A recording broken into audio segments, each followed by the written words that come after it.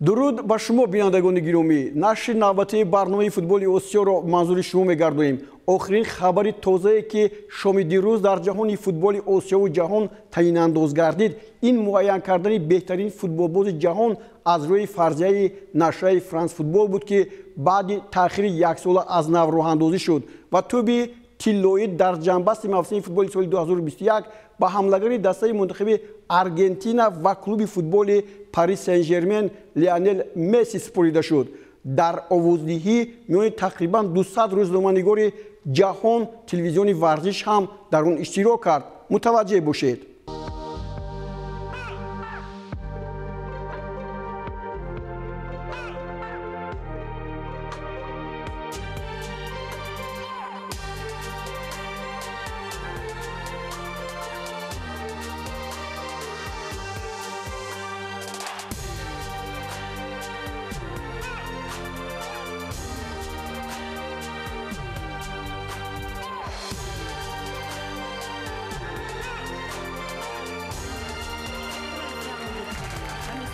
аз рӯи фарзияи овоздиҳии мубориза аслан миёни Лионел Месси ва ҳамлагари дастаи мунтахаби Лаҳистон ё худ Полша ва клуби футболи Бавария Роберт Левандовский барои туби тиллоӣ дар мавсими футболи соли 2021 сурат гирифт.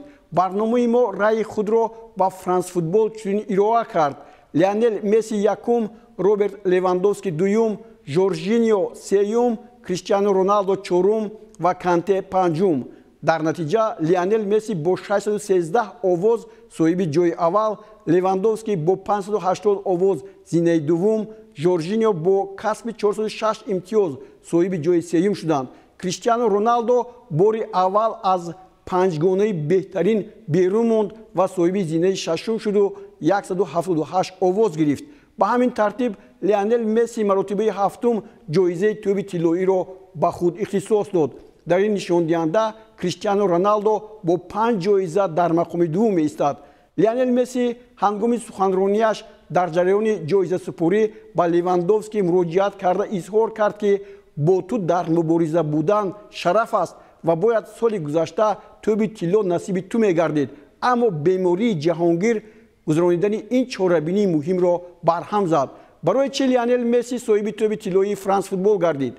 ӯ дар танҳоӣ бори вазнини клуби футболи Барселонаро ба пеш кашиду дар чемпионшавии Аргентина дар бозиҳои Амрикои Ҷанубӣ хеле нақши муҳимро бозид. Гирифтани туби тилло ҳарчанд рамзӣ аст, аммо ҳамеша беҳтаринҳо берун аз он мондаанд. бармегардем ба навгониҳои футболи Тоҷикистону Осиё. 9 декабр дар бозии ниҳоии ҷоми Тоҷикистон ду дастаи беҳтарини мамлакат Истиқлоли Душанбе ва Хуҷанди Хуҷанд дар варзишгоҳи 20-солагии Истиқлолияти Тоҷикистон дар шаҳри Хуҷанд бо ҳам қой месанҷанд. ин дар ҳоле ба амал омад ки ҳафтаи гузашта Истиқлол ва Хуҷанд дар бозии баргашти нимниҳоии ҷоми Тоҷикистон натиҷаи дилхоҳро комёб гардиданд. Сараввал Истиқлол бар Эсхата дар сафар пирӯзӣ ба даст овард. сифати наворҳои ба даст омада хеле паст буданд, аммо мо кӯшиш кардем ки шумо аз натиҷаи ин бозии байни дастаҳои Эсхата ва Истиқлол ва голҳои он бархурдор бошед. футболбозони дастаи Эсхата дар бозии аввал бо ҳисоби 4-3 дар шаҳри Душанбе як бозии ҷолиб нишон доданд ва интизориҳо аз ин бозӣ ҳам хеле зиёд буд. вале дар дақиқаи 38 ки ҳоло дидем Манучер Ҷалилов ҳисобро боз кард ва футболбозони дастаи Истиқлолро ба сафи пеш баровард.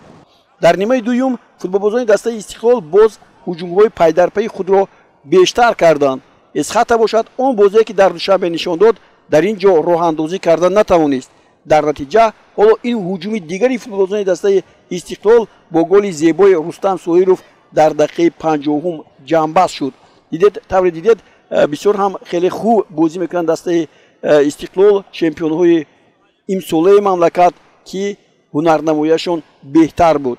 дар дақиқаи 73 боз як ҳуҷуми дигари Истиқлолиҳо бо гол анҷом ёфт ва ин навбат Риёта Нома дар дақиқаи 73 боз дарвозаи дастаи Эсхатаро ба ларза овард ва ҳисобро 3-0 кард ва футболбозони дастаи Истиқлол бе ягон душворӣ ба даври бозии ниҳоӣ роҳат гирифтанд. дар бозии дуввуми рӯз соҳиби ҷоми Тоҷикистон дар соли 2020 Равшани Колоб баъди бохташ дар вухӯрии аввал бо натиҷаи 4-0 дастаи Хуҷанро дар бозии баргашт қабул кард. новобаста ба бартарии комил дар ин вохӯрӣ футболбозони Равшан тавонистанд танҳо ба дарвозаи рақиб 2 тӯб зананд.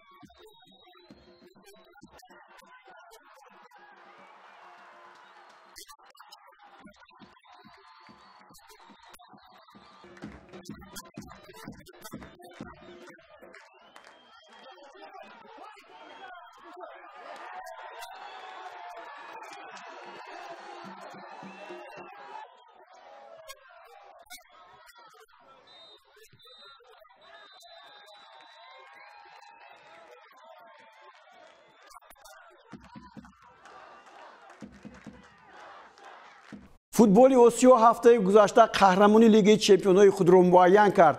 дар як бозии ниҳоят ҷолиб дастаҳои Ал-Ҳилоли Арабистони Саудӣ ва Поҳан Стиллерси Кореяи Ҷанубӣ дар варзишгоҳи байналмилалии Малик Фаҳди шаҳри Ардиёз ҳамқуввоз буданд. дар ин вохӯрӣ голи аз ҳама тезтарин дар бозиҳои лигаи чемпионҳои осиё зада шуд. Ал-Ҳилоли Арабистони Саудӣ дастае ки аз гурӯҳи А якҷоя бо дастаи Истиқлол бозӣ карда буд ва як бохт бо ҳисоби 4-1 ва як музаффарияти 3-1ро дошт. ба ин бозӣ бо рӯҳияи баланд омад, зеро мухлисон ва пуррагӣ варзишгоҳро пур карда буданд ва дар натиҷа голи аз ҳама тезтарин дар сонияи 20 аз ҷониби Носир Аддовсари ба тӯри дарвозаи Поҳан Стиллерс равон карда шуда буд. Поҳан Стиллерс кӯшишҳои зиёд кард ки дар ин бозӣ ба комёбӣ муваффақ шавад, аммо футболбозонаш дар ин ҷо зарбаҳое ки заданд гоҳ ба тири дарвоза бархӯрд ва гоҳи дигар ба сутуни дарвоза ва дар рафти ин вохӯрӣ мо хеле хуб дидем ки онҳо чӣ гуна ҷолиб бозӣ мекунанд ва Маск Кванг Уншин чанд зарбаи худро зад. вале футболбозони дастаи мизбон Ал-Ҳилоли Ар-Риёз ки дар бозиҳои пешина дар финал ба бохт рӯбарӯ шуда буд, ин навбат дар назди мухлисонаш кӯшиши хеле зиёд кард ки дар ин бозӣ ҳатман пирӯзӣ ба даст орад. қисми аввал 1-0 ба поён расид ва дар нимаи дуюм футболбозони дастаи Ал-Ҳилол боз як голи дигар заданд. ин ҷо ҳунарнамоии бозигарони ин дастаро ба маврид қайд кардан ба маврид аст ки ин Мусо Марега дар ҳар ҳолат барои футболбозони дастаи Поҳан Стиллерс ниҳоят хавфнок буд ва маҳз ҳамин бозингар тавонист ки ба задани гол комёб шавад. дақиқаи 63 наздик мешавад ва Мусо Марега муҳофизатгаронро паси худ мегузорад ва тӯбро ворид тӯри дарвоза мекунад. 2-0 ва футболбозони дастаи Ал-Ҳилол, Ал-Ҳилоле ки аз гурӯҳи А тавре гуфтем бо чемпиони Тоҷикистон бозӣ мекарданд, бори дигар ҷоми лигаи чемпионҳои Осиёро болои сари худ бардошт. бозии ин даста дар ҳақиқат арзандаи унвони чемпионӣ буд, вале дар ҳоле ки мо гуфтем дар бозиҳо бисёр ҳолатҳое ҳам буданд ки масалан дастаҳо бебохт ба ин бозӣ наомаданд ва дар натиҷа футболбозони дастаи Ал-Ҳилоли Арабистони Саудӣ ба пирӯзӣ ноил шуданд. онҳо сари роҳи худ дастаи Истиқлоли Эрон ва Персиполисро ҳам гирифтанд ва баъдан Ан-Наср ҳам аз онҳо шикаст хӯрд ва футболбозони ин даста ҳамин гуна шаҳди шодиро чашиданд ва ҷоми лиги чемпионҳоро болои сар бардоштанд. дар як қатор кишварҳои Осиё мусобиқоти қаҳрамонӣ ба анҷом расиданду дар мамлакатҳои дигар идома доранд. این هفته لیگ برتر ازبکستان هم جنبست گردید چون سالهای پیشین دسته پختکور شهر توشکند عنوان چمپیونی را به دست آورد. بنیادکار با دوران ارگاشف در زینه پنجم و نوبهار با احسان پنجشنبه در زینه ششم قرار گرفتند. ما برای تفسیر چمپیونات ازبکستان وکوری بین دسته‌های نوبهار و قوقند 1912 را انتخاب کردیم. زیرا در دسته نوبهار حالا ببینید احسان پنجشنبه را این بازیگر ممتاز تاجیکستان بازی میکند و محض با ضربه او این بازی شروع شد، ولی فوتبالبازان دسته قوقند در این وکوری پیش دستی کردند و توانستند که همین گلی که حالا از جانب نوربکوف زده شد حساب را باز نمایند. در چمپیونات امساله ازبکستان 14 دسته بازی کرد و دسته پختکور شهر توشکند با 60 امتیاز صاحب زینه اول شد و حالا گل جوابی رو باید تماشا میکنیم. بسیار اینجا ماهرانه است، دقیقه 12 است و غلاموف بسیار خوب توپ را از بالای سری دروازه‌بان به طور دروازه روان کرد. سوخدیانه در جای دوم با 47 امتیاز، اگمکت در زینه سوم این دسته هم 47 امتیاز گرفت، ولی از نگاه هم غلبه و هم تناسب توپ‌ها دسته سوخدیانه بهتر بود. نصف در جای چهارم طوری گفتیم بنیادکار و نوبهار در زینه‌های پنجم و ششم موقع گرفتند. اندیجان و توران این سال چمپیونات ازبکستان را ترک میکنند و سال آینده به جای این دسته ها غالبان لیگ اول ازبکستان وارد خواهند شد. قسم اول وخوری با همین نتیجه مساوی 1-1 به پایان رسید و در نیمه دوم فوتبالبازان دسته نوبهار خیلی کوشش کردند که در مدار هجوم‌هایشان به کامیابی موفق شوند، اما این به آنها میسر نشد. در از دسته قوقند 1912 ما اندری سیدروف رو دیدیم که در از دسته خوجند بازی میکرد و محض حالا هجوم‌هایی که فوتبالبازان دسته نوبهار انجام میدهند و بعد اون اندری رو ما خواهیم دید. او بسیار ماهرانه بازی کرد و توپی که بعد ضربه هم دستش اینجا وارد دروازه کرد، بعد برگردانی دروازه‌بان یوسوپوف. حالا یک بار دیگر ببینید و این اندری سیدروف، همون اندری سیدروفی که شرف دسته خوجند رو حمایت کرده بود و حالا در اون دسته بازی میکند. و باز یک ضربه کنجی دیگر و اینجا فوتبالبازان دسته قوقند 1912 حساب رو تغییر میدهند. حسنوف است که اینجا ماهرانه از همه بلند است و تو بعداً وارد توری دروازه شد.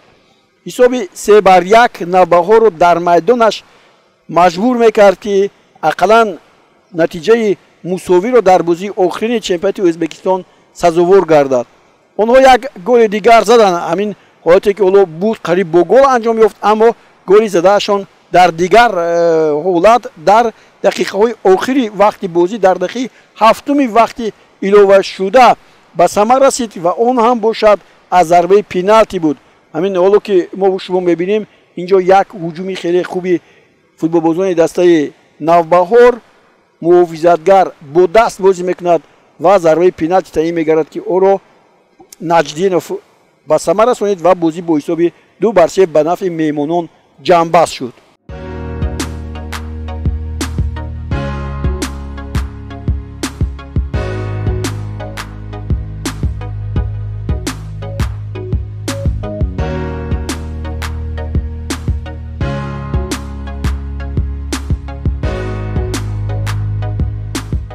در لیگ سرهای قطر دسته اسد که مربی خود خاوی هرناندز را از دست داد در صدر جدول قرار گرفته است. در دور نوبتی دو دسته پرزور این کشور الزحیل و اسد با هم روبرو شدند. تفصیلات بیشتری برنامه در این باره. خاوی هرناندز با حیث سرمربی دسته اسد قطر در دور نهم دسته را به میدان آورد و این آخرین بازی بود که او با حیث سرمربی در آسیا فعالیت میکرد. از این رو وقتی که فوتبالبازان دسته الزحیل در میدانشان اسد را قبول کردند در این واقعی، حالا ببینید با فوتبالبازان هم مناسبت خاوی خوب بود، با مربیان از جمله با سرمربی دسته الزحیل هم اینجا ما دیدیم لوئیش کاشترو آنها دست فشاری کردند و گل عظمت تستر را در این واقعی اسد به نشان رسانید. بغداد بنیادجه لگیونر دسته اسد از الجزایر бо зарбаи хеле олии сар ҳоло бубинед туби нахустиро ворди тури дарвоза кард ва пас футболбозони дастаи зуҳайл ҳам дар дақиқаи 24 ҳисобро баробар карданд. Майкл Олунг аст ки бо зарбаи сар ин тӯбро ворди тури дарвоза намуд. ҳоло бори дигар бубинед ин голи ниҳоят зеборо чун ҳисоб баробар шуд, ҳунарнамоии ин футболбоз ҳам боз бештар гардид. як ҳолати дигар дар ин бозӣ буд. Луис Сеара ҳоло боз голро ба мо нишон медиҳанд. Луис Сеара аз дастаи Аззуҳайл баъди ҳамин хатое ки ҳоло мо шумо дидем бо корти сурх майдонро тарк кард ва футболбозони дастаи Асад баъде ки голи дуюмро аз дарвозаашон бо зарбаи Педру Мигел муҳофизатгари дастаи Асад гирифта буданд, дар дақиқаи 73 тавассути голи Буалем хухи ҳисобро баробар карданд. як дақиқа нагузашта боз саддиҳо голи дигарро бо зарбаи Родриго Табата ба самар расониданд ва ҳисоб 3-2 шуд ба нафъи дастаи Асади Қатар. вале дақиқаи 89 барои Майкл Олунга боз хеле хуб омад ва ӯ дубли худро ба самар расонд. бозӣ бо ҳисоби 3-3 ба поён расид ва тавре гуфтем хави аз дастаи Асад ба канор меравад. дар мадори ин бозиҳо Аддуҳайл дар зинаи дуюм, Ал-Араби дар зинаи сеюм мавқеъ доранд ва инҷо ки мо шумо мебинем ин ҳамон голи сеюме ҳаст ки дар ин вохӯрӣ ба Олунга мансуб дониста шуд. Асоилия ва Алхур дар зинаҳои охир ҷойгир шуданд.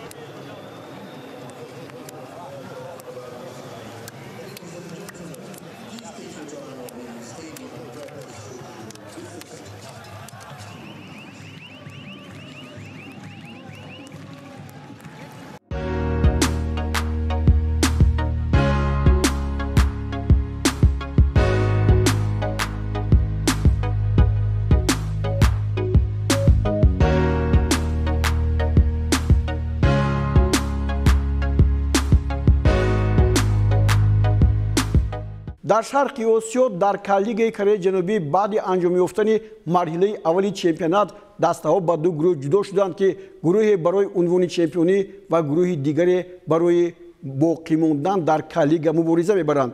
Чонбук Hyundai Motors ва Ulsan Hyundai аз дигар дастаҳо афзалияти бештар доранд ва медалҳои тилло ва нуқра насиби онҳо хоҳад шуд.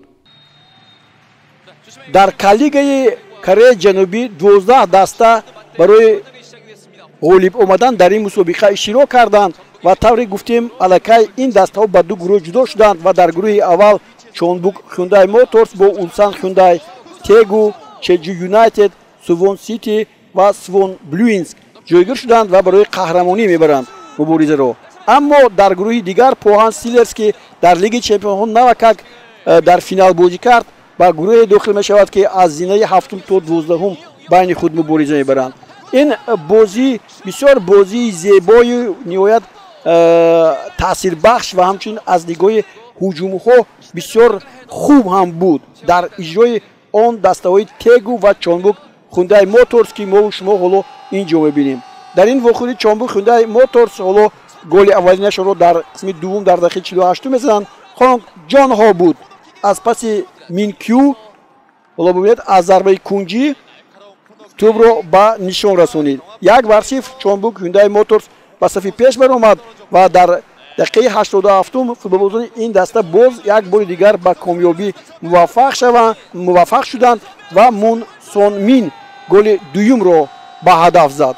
дар ин вохӯрӣ 5 корти зард нишон дода шуд. аммо чун гуфтам Чонбук Hyundai Motors бо 73 имтиёз дар садри ҷадвал, Ulsan Hyundai бо 71 имтиёз дар зинаи дуюм барои унвони чемпионӣ мубориза мебаранд. дар зинаҳои охир Канвон бо Гвангю ки 40 ва 36 имтиёзӣ доранд мавқеъ гирифтанд ва ин голи зебо боз манзури мо шумо мегирад ки чӣ гуна футболбозони дастаи Чонбук Hyundai Motors имконияти боз ба даст овардани унвони чемпиониро пурқувваттар мекунанд. 전북이 대구 원정길에서 2대0 승리를 거두면서 우승을 향해서 귀중한 승점 3점을 만들어냅니다. 오늘 대구를 상대로 좋은 경기력과 함께 주장인 홍정호 선수의 선제골, 교체 투입된 문선민 선수의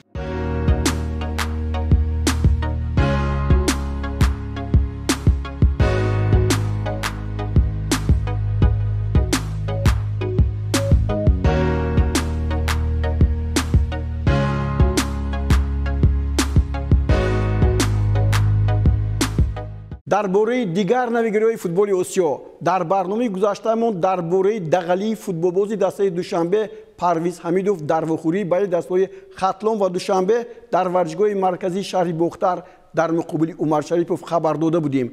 Дирӯз Кумитаи одоби Федератсияи футболи Тоҷикистон нисбати ин бозингар қарори худро ба тасвиб расонид. Парвиз аз 3 бозӣ маҳрум ва ба маблағи 1000 сомонӣ ҷарима карда шуд. дар дақиқаи 69 футболбози рақами 88 Душанбе барои қасдан қоида вайронкунияш аз ҷониби довар корди сурх гирифту майдон ба дар шуд.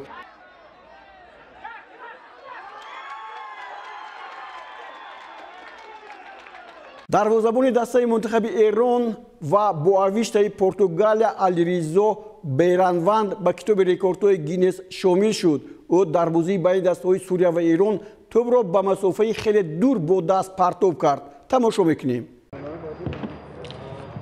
дарвозабони дастаи мунтахаби Эрон ва клуби футболи боавиштаи Португалия Алиризо Бейронванд ба китоби рекордҳои Гиннес шомил шуд. Алиризо дар вақти бозии дастаи мунтахаби Эрон бо Сурия тӯбро бо даст ба масофаи 61 метру 26 сантиметр партов кард ки ин натиҷаи беҳтарин дар футбол мебошад. чунин партовҳо дар иҷрои Алиризо дар ҳар бозӣ ба чашм мерасанд. дар варзишгоҳи озодии шаҳри Теҳрон ҳам Алиризо дар вохӯрии тими миллии Эрон бо Кореяи ҷанубӣ тӯбро ба дурии ҳангуфт партов карда буд. Алиризо Бейранванд 29 сола буда дар дастаҳои Нафти Теҳрон, Персиполис, Роял Антверпен ҳунарнамоӣ карда ҳоло дар клуби футболи боавиштаи Португалия бозӣ мекунад. дар ҳадди дастаи мунтахаби Эрон 49 бозӣ анҷом додааст ва дар ҷоми ҷаҳони соли 2018 дар Русия зарбаи пеналтиро аз Криштиано Роналдо баргардонида буд. муборак бод ин сабти ном дар китоби рекордҳои ҷаҳонии Гиннес.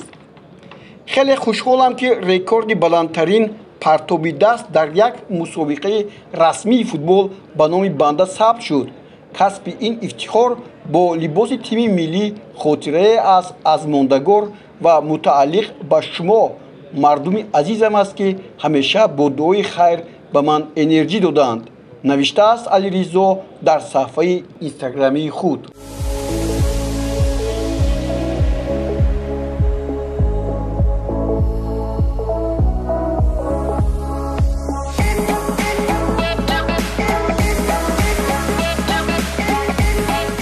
ниҳоят дӯстони гиромӣ тавре огаҳӣ пайдо кардед, сармураббии дастаи Асади Қатар, ситораи футболи ҷаҳону Испания Хави ё аниқтара Чави Ҳернандес шартномаашро бо ин даста қатъ кард ва ба клуби футболи Барселона ба ҳайси сармураббӣ гузашт. ӯ солҳои зиёд дар Осиё ба ҳайси футболбоз ва мураббӣ фаъолият кардааст. Хави Ҳернандес дар Аврупо машҳур ба Чави Ҳернандес, ситораи футболи ҷаҳон ва Испания аз он футболбозонест ки дар қитъаи Осиё ҳам ба ҳайси бозингар ва ҳам мураббӣ фаъолият кардааст. чун маълумотҳои дақиқ аз ҳунарнамоияш дар Аврупо бештар аст ва ҳоло ба симати сармураббии Барселона масъулият дорад, кӯшидем амалкарди ӯро дар Осиё пеши назар орем. Хави 11 июни соли 2015 ба ҳайси бозигари дастаи Асади Қатар муаррифӣ шуд ва шартномааш 3 соли ҳунарнамоиро дар ҳайати даста дар бар гирифта имконияти ба сифати мураббӣ кор карданро дар пеш дошт. дастмузди Хави дар дастаи Асад 10 миллион евроро дар як сол дар бар мегирифт. қаҳрамони мо бозии аввалинашро бо дастаи Алмусаймир 13 сентябри соли 2015 гузаронид ва он бо натиҷаи 4-0 бо музаффарияти Асад анҷом ёфт. дар бозии дуввумаш ба дарвозаи Умсалол аввалин голашро ба нишон расонид. Хави Эрнандес аз соли 2015 то 2019 дар ҳайати дастаи Асади Қатар 82 вохӯрӣ гузаронида 21 тӯб ба дарвозаи дастаҳо задааст. дар ин баробар ба ҳам дастаҳояш 24 паси голӣ ҳам расонидааст. дар майдон 6959 дақиқа шаъну шарафи клуби футболи Асади Қатарро ҳимоя кард. Хави дар бозиҳои Лиги Чемпионҳои Осиё 15 вохӯрӣ гузаронид, 4 гол зад ва 4 паси голӣ дод. аз ҳама муҳимаш шӯҳрати ӯ ба дастаҳои ширкаткунандаи Лигаи Чемпионҳои Осиё бетаъсир набуд. Хави 12 маротиба бо бозубанди капитанӣ ба майдонҳои футболи Лигаи Чемпионҳо баромадааст. аҷиб он аст ки 4 голашро ба дарвозаи ду дастаи Ӯзбекистон Насафи Қаршӣ 1 гол ва Пахтакори шаҳри Тошканд 3 гол равон кардааст.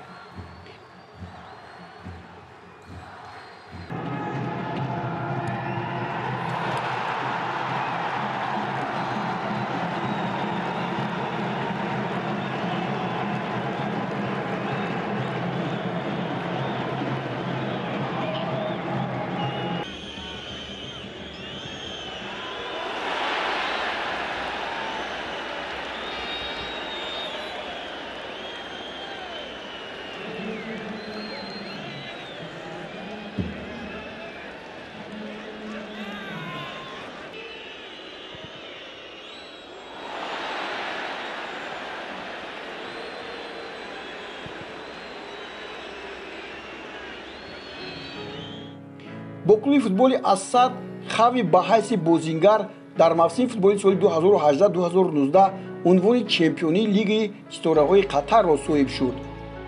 Асад аз 22 вохӯрӣ дар 18 тоаш пирӯзӣ ба даст овард, 3 мусовӣ ва 1 бохт дошт. таносуби тӯбҳояш 100/22 буду 57 имтиёзро ба худ ихтисос дод. ҳамон сол аз Зуҳайл дуввум ва аз Соилия сеюм шуданд. ҳангоми таҷлили ин пирӯзӣ ва таҳияи суратгузориш роҳбарони тими Асад манзарати Хавиро аз мураббии онвақтаи Асад Жезуалдо Ферейраи португалӣ боло медонистанд ва ба ӯ ҷойи марказии нишастро вогузор карда буданд. қаҳрамони мо ҳунарнамояшро дар футбол баъди бозии Персеполис бо Асад соли 2019 дар варзишгоҳи озодии шаҳри Теҳрон ба анҷом расонид. Асад аз Персеполис бо натиҷаи 2-0 шикаст хӯрд. баъдан роҳбарияти клуби футболи Асад Хавиро ба мавқеи сармураббии Асад пазируфтанд. бозии ин даста хеле зебою диданӣ шуд. Хави тарзи бозии клуби дӯстдоштааш Барселонаро ки дар он ҷо аввалин қадамҳои худро дар футбол гузошта радиор гардид, дар амал пиёда кард. дар бораи тактикаи бозии ин даста тик-так хеле зиёд гуфта мешавад. дар мавсими солҳои 2020-2021 Хави унвони чемпиониро аз нав бо Асад ба ҳайси сармураббӣ комёб гардид. худи ҳамин мавсим соҳиби ҷоми Амири Қатар ва ҷоми Шайх Ҷосим ҳам шуд. Хавиро ба Барселона даъват карданд. бо супоридани подош ӯ ба Аврупо ба дастае ки аввалин қадамҳояшро гузошта буд баргашт. акнун чӣ натиҷа медиҳад? дӯстони гиромӣ, дар ҳамин ҷо барномаи навбатии футболи Осиёро ба анҷом мерасонем. мақсади мо тарғиби футболи Тоҷикистону Осиё аст. аз хабарҳои навин қафо намонед ва барномаи моро ҳар ҳафта тамошо кунед. бо орзуи хонаободӣ, таби хуш ва истироҳати бофароғати шумо барномаи навбатии худро ба анҷом мерасонем. хайр, то боздид. худро эҳтиёт кунед.